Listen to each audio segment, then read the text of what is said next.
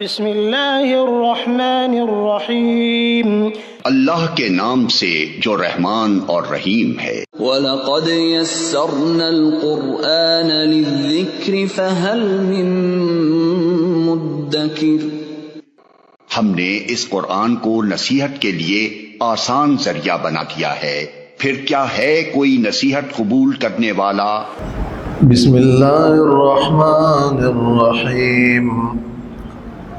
سبح للہ ما فی السماوات والارض وهو العزیز الحکیم۔ له ملک السماوات والارض یحیی ویمیت وهو على كل شیء قدیر۔ هو الأول والآخر والظاهر والباطن وهو بكل شيء عليم۔ سورۃ الحدید، اس سورت کا بنیادی عنوان ہے ایمان، انفاق فی سبیل اللہ اور جہاد۔ اس صورت میں ترغیب دی گئی ہے اور حکم دیا گیا ہے کہ اللہ اور اللہ کے رسول پر ایمان لے آؤ اور اپنے اس ایمان کی تجدید کرو، اور فرمایا کہ اللہ کے راستے میں خرچ کرو، اور فرمایا کہ اللہ نے لوہا نازل فرمایا ہے اور لوہے کو پیدا کیا ہے جو ایک قوت ہے، اس کے ذریعے سے انصاف کو قائم کیا جا سکتا ہے۔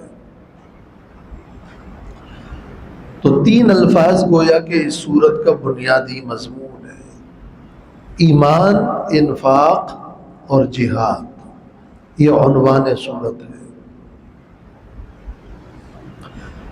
اس صورت میں اللہ کے راستے میں خرچ کرنے کی 5 طرح کی ترغیبات دی گئی ہے، اور 5 انداز اختیار کیے گئے ہیں کہ لوگوں اللہ تعالیٰ کے دین کے لیے اللہ کے راستے میں خرچ کرو۔ ایک ترغیب دی گئی ہے آیت نمبر 7 میں، وہ پہلی ترغیب ہے وَأَنفِقُوا مِمَّا جَعَلَكُمْ مُسْتَخْلَفِينَ فِيهِ۔ جو مال تم اللہ کے راستے میں خرچ کرتے ہو وہ مال تمہارا نہیں ہے، تم تو خلیفہ ہو۔ یہ پہلی ترغیب ہے۔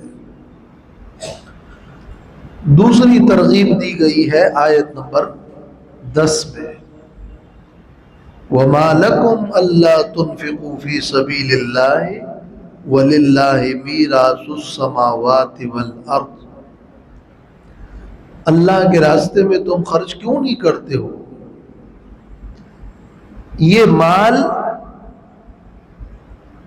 تم چھوڑ کر جاؤ گے اور آخری ملکیت اور میراث وہ زمین و آسمانوں کا اللہ کے لیے ہے۔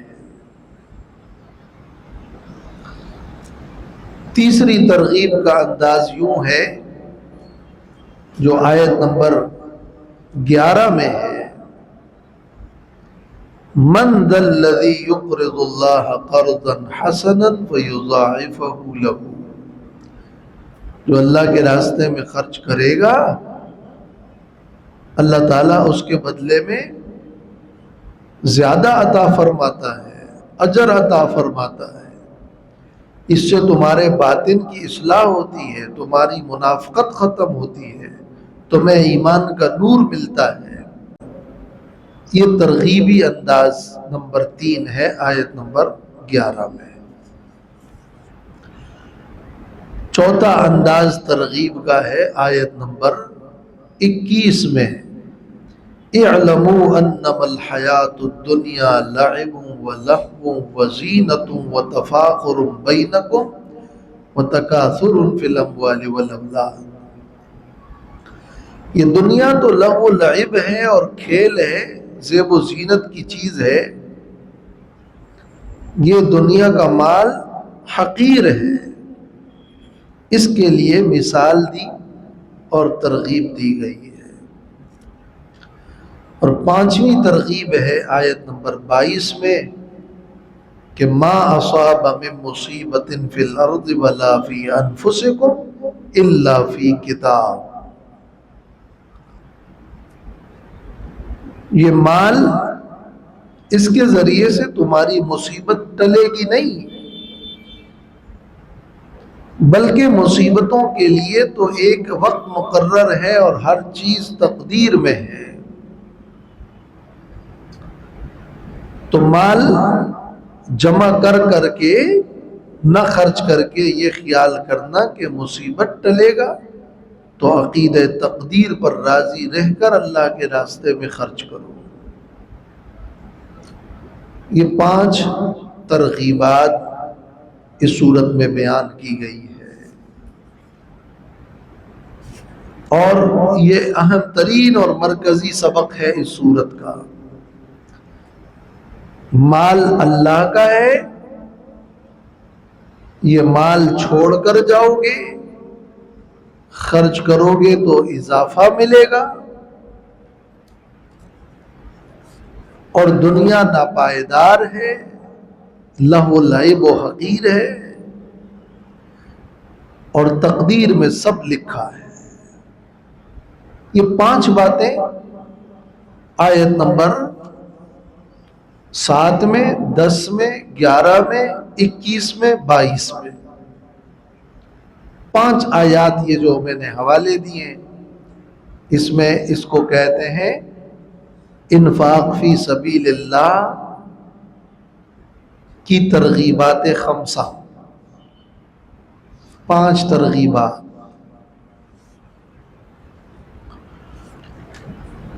اور اس صورت میں آیت نمبر 25 کے بعد 29 آخر تک وہ جو مضمون ہے وہاں ترغیب جہاد ہے. ترغیب جہاد کے بھی 2 انداز ہیں. ایک یہ کہ وَأَنزَلْنَا الْحَدِيدَ فِيهِ بَأْسٌ شَدِيدٌ، اللہ نے لوہا پیدا کیا ہے اور اس میں اللہ نے ایک طاقت رکھی ہے. اور دوسری وَلَقَدْ أَرْسَلْنَا نُوحًا وَإِبْرَاهِيمَ، تو جہاد کی ترغیب دی ہے لوہا نازل کر کے اور رسولوں کو بھیج کر، یعنی سنان اور لسان دونوں کے ذریعے سے حجت کو غالب کرنے کے لیے پیغمبروں کو بھیجا، اور ان کا طریقہ رہا، اور یہ حق و باطل کی کشمکش جاری رہی، اور اللہ نے غلبہ دین کے لیے ایک لوہے کو سبب بنایا. تو رہبانیت کا ذکر بھی ضمناً آیا ہے کہ وہ غاروں میں جا کر چھپ جانا نہیں، بلکہ اللہ نے قوت اتاری ہے اس کے ذریعے سے دین کو غالب کرنا. سورت کی جو ابتدا ہے، ان ابتدائی 6 آیتوں میں اللہ تعالیٰ کی 20 صفات ذکر کی گئی ہیں. سبح للہ سے، وہ عزیز ہے، وہ حکیم ہے، لہو ملک السماوات، بادشاہی اس کی ہے، وہ زندہ کرتا ہے، وہ موت دیتا ہے، وہ قدیر ہے، وہ اول ہے، وہ آخر ہے، وہ ظاہر ہے، وہ باطن ہے، وہ علیم ہے، وہ خلق السماوات، خالق ہے، وہ استوى علی العرش، عرش پر قائم ہے، یعلم، وہ سب جانتا ہے، وہو معکم، وہ تمہارے ساتھ ہے، وہ بصیر ہے، وہ الی اللہ ترجع الامور، سارے کام اسی کی طرف لوٹتے ہیں، وہ یولج اللیل فی النہار ہے، وہ یولج النہار فی اللیل ہے، وہ علیم بذات الصدور ہے. جو ابتدائی 6 آیات ہیں اس میں اللہ تعالیٰ کی 20 صفات، گویا کہ یہ تسبیحات اور یہ صفات یہ توحید ہے اور شرک کی تردید ہے۔ اللہ عیب سے پاک ہے، اللہ کو تمہارے ایمان کی بھی حاجت نہیں، تمہارے انفاق کی بھی حاجت نہیں، تمہارے جہاد کی بھی حاجت نہیں، وہ قوت والا ہے، وہ سب کر سکتا ہے، لیکن تمہیں حکم دیتا ہے، وہ حاکم ہے کہ تم ایمان لاؤ، تم اللہ کے راستے میں خرچ کرو، تم جہاد کرو اور جنت کے مستحق بنو۔ اس میں اللہ کی حکمت ہے، وہ ہے تو غالب،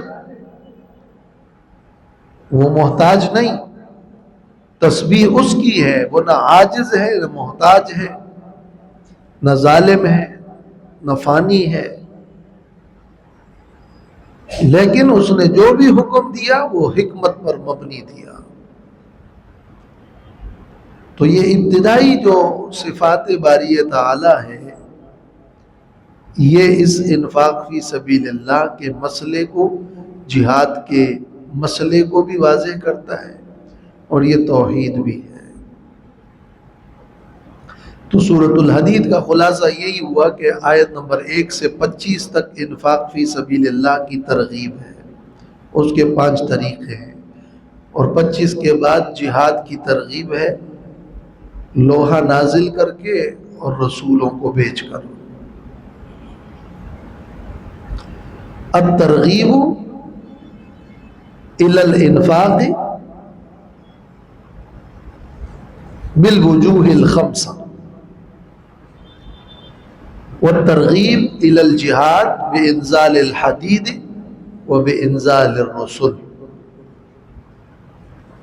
یہ عنوان ہے اس سورت کا، ایمان، انفاق، جہاد، اور یہ تینوں ایک دوسرے کے ساتھ لنک ہے۔ اس سے پہلے سورۃ الواقعہ میں اللہ تعالیٰ نے 3 جماعتوں کا ذکر فرمایا اور اچھے اور برے سب لوگوں کا ذکر، ان کا انجام بتا دیا۔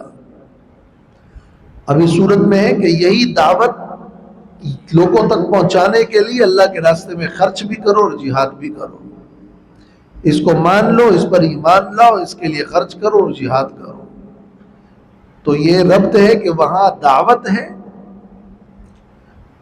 اور 2 قسم کے لوگ پیش کیے گئے، اسی دعوت کا پرچار کرنے کے لیے یہاں انفاق فی سبیل اللہ ہے۔ اور پچھلی صورت میں فرمایا تھا کہ فسبح 2 دفعہ ہے اس صورت میں، اور یہاں ابتدا میں ہے سبح للہ ما فی السماوات، اور جب وہاں تسبیح کا حکم دیا فسبح، تو اس صورت کی ابتدا میں اللہ تعالیٰ کی 20 صفات ذکر کر کے اللہ کی گویا کہ تفصیلی تسبیح کی گئی ہے۔ یہ سورۃ الحدید کا سورۃ الواقعہ کے ساتھ ربط ہے۔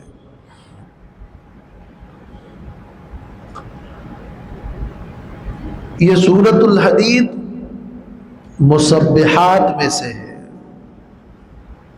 بلکہ یہ ام المسبحات ہے، وہ صورتیں کہ جس کے شروع میں اللہ نے تسبیح کا ذکر فرمایا ہے، یعنی سبح یا یسبح یا سبح یا سبحان، اس کو مسبحات کہتے ہیں۔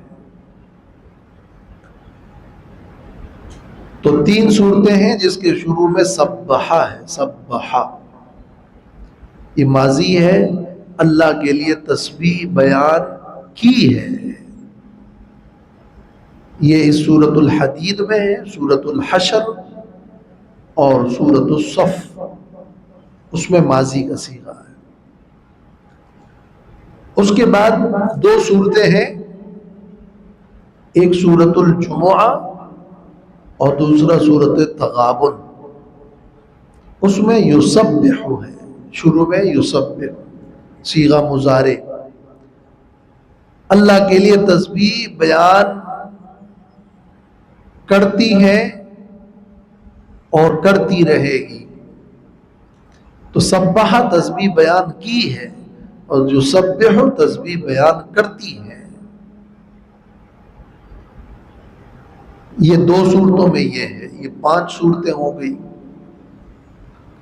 ایک صورت ہے جس کے شروع میں سبح ہے، سبح اسم ربک الاعلی، سورۃ الاعلی، وہاں امر ہے تسبیح بیان کرو. اور ایک صورت ہے جس کے شروع میں سبحان الذی اسری بعبدہ، سبحان ہے، وہ ہے سورۃ بنی اسرائیل. 7 صورتیں ہیں، ان کو مسبحات کہتے ہیں. اور ان 7 مسبحات میں سورۃ الحدید ام المسبحات ہے، ام المسبحات اس کو کہتے ہیں. اور ان چاروں انداز میں، یعنی اللہ کی تسبیح کا انداز ماضی سے بھی، مضارع سے بھی، اور امر سے بھی، اور مصدر سے بھی، اللہ کے لیے تسبیح بیان کرتی بھی ہے. زمین و آسمان میں جو کچھ ہے وہ سب، اور اللہ کے لیے تسبیح بیان کی بھی ہے، کرتی بھی ہے، کرتی رہے گی بھی. تم بھی تسبیح بیان کرو اور تسبیح ثابت ہے بھی. یعنی ہر طرح اس کو چاروں انداز میں جامعیت کے ساتھ پیش کیا گیا ہے.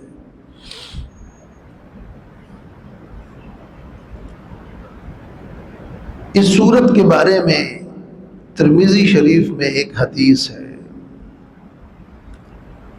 جس کو علامہ ابن حجر نے حسن قرار دیا ہے اور البانی نے بھی. عرباض بن ساریہ رضی اللہ تعالی عنہ کی روایت ہے کہ ان النبی صلی اللہ علیہ وسلم کان یقرأ المسبحات قبل ان یرقد. پیغمبر صلی اللہ علیہ وسلم سونے سے پہلے مسبحات پڑھا کرتے تھے. سونے سے پہلے مسبحات، یہ تسبیح والی صورتیں پڑھنا مسنون ہے. اور فرمایا وَيَقُولُ إِنَّ فِيهِنَّ خَيْرٌ مِّنْ أَلْفِ آیَةٍ. ان صورتوں میں ایک آیت ہے، وہ آیت 1000 آیتوں سے زیادہ بہتر ہے. ایک آیت. اور علماء فرماتے ہیں، ابن کثیر نے بھی لکھا ہے کہ وہ آیت، یہ سورۃ الحدید کی جو آیت نمبر 3 ہے، هو الاول والآخر والظاہر والباطن وهو بكل شيء علیم، وہ یہ ایک آیت ہے. اس میں اقوال اور بھی ہیں، لیکن یہ آیت ہے جو 1000 آیتوں سے بہتر ہے.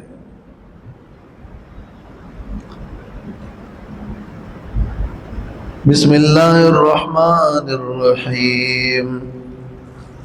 سبح للہ ما فی السماوات والارض. تسبیح بیان کی ہے اللہ کے لیے ان ساری چیزوں نے جو آسمانوں میں ہے اور جو زمین میں ہے.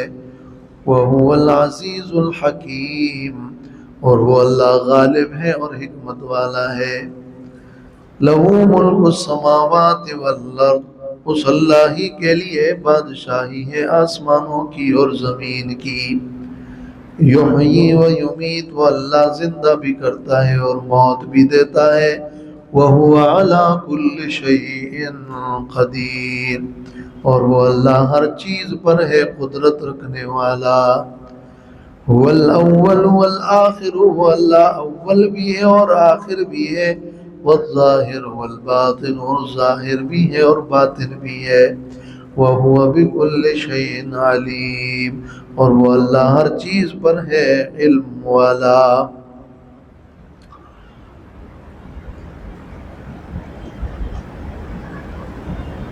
اب اس آیت میں یہ جو ابتدائی 10-11 صفات ہیں وہ ذکر ہوئی ہے. ان میں تسبیح کا ذکر ہے نمبر 1۔ اللہ کی تسبیح کیا ہے؟ التسبیح التنزیہ والتقدیس۔ تسبیح کا مطلب ہے اللہ پاک ہے ہر برائی سے، ہر نقص سے، ہر عیب سے، ہر شریک سے۔ اللہ میں عیب کی کوئی صفت نہیں، پاک ہے، پاک تھے، پاک ہوں گے۔ پاکی بیان کرو، وہ پاکی یہ ہے کہ وہ اللہ، نہ اللہ کے لیے جسم ہے، نہ اللہ محتاج ہے، نہ اللہ کا مثل ہے، نہ اللہ عاجز ہے، نہ اللہ ظالم ہے، نہ اللہ جاہل ہے، نہ اللہ فانی ہے۔ مَاللَّهُ بِغَافِلٍ عَمَّا تَعْمَلُونَ، اللہ غافل نہیں ہے۔ مَا كَانَ اللَّهُ لِيُعْجِزَهُ، اللہ عاجز نہیں ہے۔ یہ اللہ کی پاکی ہے۔ یہ جو پاکی بیان کرنا ہے یہ 2 طرح کا ہے۔ زبان سے پاکی بیان کرنا، وہ زبان، وہ تسبیح قولی ہے، اور ہر چیز کی حالت اللہ کی پاکیزگی پر دلیل ہے، اس کو تسبیح حالی کہتے ہیں۔ تو ہر چیز حقیقی معنوں میں تسبیح کرتی ہے۔ وَإِن مِّن شَيْءٍ إِلَّا يُسَبِّحُ بِحَمْدِهِ وَلَكِن لَّا تَفْقَهُونَ تَسْبِيحَهُ، سورۃ بنی اسرائیل آیت نمبر 44 میں اللہ نے فرمایا ہے کہ ہر چیز اللہ کی تسبیح کرتی ہے، لیکن تم اس تسبیح کو جانتے نہیں ہو۔ اور مجازی معنی ہو تو ہر چیز کی حالت ہی تسبیح والی حالت ہے، اور اس تسبیح کی اور کیا حال ہے اور کیا پوری حقیقت ہے وہ اللہ جانتا ہے۔ لیکن 2 معنی ہی ہو سکتے ہیں جو سورۃ بنی اسرائیل میں بیان ہوا ہے، کہ ہر چیز حقیقی معنوں میں تسبیح کرتی ہے، لیکن ہم اس کی پوری حقیقت جانتے نہیں۔ وَهُوَ الْعَزِيزُ الْحَكِيمُ، اور وہ اللہ غالب ہے اور حکمت والا۔ 2 صفات ہے اللہ کی، ایک یہ کہ اللہ تعالیٰ سب کر سکتا ہے اور ہر چیز پر غلبہ ہے اور قدرت کامل ہے، اور دوسری یہ کہ اللہ تعالیٰ کا صرف قادر ہی نہیں ہے بلکہ اللہ کا علم بھی کامل ہے، اور ہر چیز میں حکمت بھی ہے اور رحمت بھی ہے۔ یعنی ایک طرف اللہ تعالیٰ کی صفت قوت ہے، القوی ہے، المقتدر ہے، القادر ہے، العزیز ہے، اور اس کے ساتھ ساتھ وہ الحکیم ہے، العلیم ہے، اور اللہ کی صفات میں الرحیم ہے، غفور ہے، حمید ہے۔ تو اللہ تعالیٰ کی جو خوبی ہے وہ خوبیاں حاکمانہ بھی ہیں مگر حکیمانہ بھی ہے۔ تو یہ ایسا امتزاج ہے ان 2 صفات کا کہ وہ قدرت کے تحت سارے اختیارات آ گئے، اور حکمت کے تحت پھر ہر طرح کا علم کامل اور دانائی بھی آ گئی۔ تو وہ عزیز بھی ہے اور حکیم بھی ہے، اور یہ اس طرح اللہ کی صفات کی خوبیاں کامل ہو جاتی ہے۔ یہ صفات توحید کا خلاصہ ہے، عزیز و حکیم، اور اس کی تشریحات دوسرے مقامات پر تفصیل سے بیان ہوئی ہے۔ وہ عزیز ہے، وہ عزت والا ہے۔ اس عزت کا مفہوم کیا ہے؟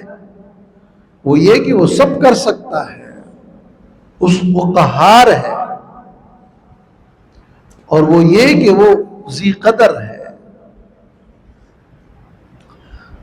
لہو ملک السماوات والارض، اسی کے لیے ہی بادشاہی ہے آسمانوں اور زمین کی، اختیارات اس کے ہی ہے، سب کے سب۔ یحیی و یمیت، یہ اللہ کے اس اختیار اور تصرف کی ایک مثال ہے کہ وہ زندگی بھی دیتا ہے اور موت بھی دیتا ہے، اور موت و حیات کا اختیار اللہ کے پاس ہے۔ اور زندگی تو اصل الاصول ہے تمام نعمتوں کی، زندگی نہیں تو پھر کچھ نہیں۔ اور اس حیات اور ممات کے اندر روحانی حیات و ممات بھی داخل ہے، وہ اس کو بھی شامل ہے۔ کسی کے دل کو اللہ چاہے تو زندہ کر دے، ذکر سے بیدار کر دے، اور کسی کو چاہے تو اللہ مردہ اور غافل کر دے۔ وَهُوَ عَلَى كُلِّ شَيْءٍ قَدِيرٌ، اور وہ اللہ ہر چیز پر ہے قدرت والا۔ وآخر دعوانا